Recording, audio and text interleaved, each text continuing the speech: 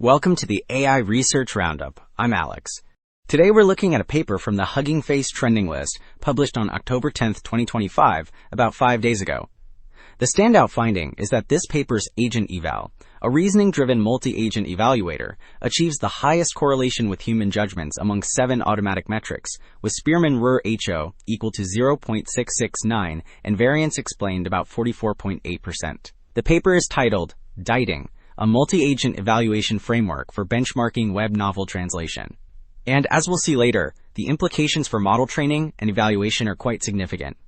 In short, it debuts the DITING benchmark with 6 dimensions and over 18,000 expert-annotated Chinese-English pairs, a 300-pair MetricAlign metaset, and a 14-model comparison showing Chinese-trained models often win, with DeepSeek v3 on top and GPT-4o close behind.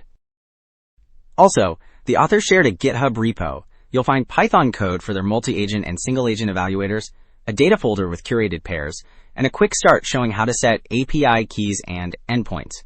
It supports local inference via LLM and Ollama, plus API models, with runnable scripts and examples. Alright, Figure 1 shows why surface overlap scores miss crucial errors in web novel translation.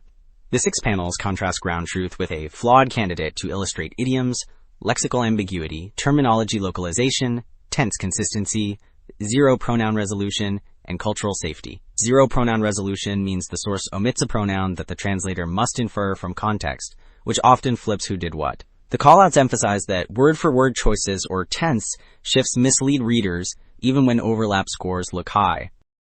Well, Figure 2 shows the whole pipeline that turns raw bilingual chapters into a focused benchmark, a debate-style evaluator, and model comparisons. The left stream illustrates data curation into sentence pairs and 6 dimensions, which define what narrative and cultural fidelity means. The middle panel depicts multi-agent debate, a setup where several scoring agents argue and a judge stops once they agree. The bottom row summarizes MetricAlign for checking metrics and the experiments that compare evaluators and 14 models.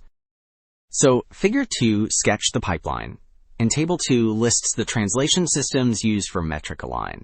The table spans closed source, machine translation specific, and open source families, which ensures coverage of different training styles and capabilities. The open source lineup includes QN, DeepSeek, Llama 3, ChatGLM4, Gemma X228, and a GPT-OSS variant. This breadth matters because model focus and training data can sway metric alignment, so the set reflects realistic choices. The roster includes 25 systems in total. So Table 7 reports head-to-head translation quality across 6 dimensions, summed into an overall score. The table shows DeepSeek v3 leading, with GPT-4o close behind. Chinese-centric models like QN38B beat much larger English-focused systems, which signals that cultural alignment matters as much as size. Reinforcement learning helps too, since SeedXPPO7B gains notably over its instruction-tuned sibling.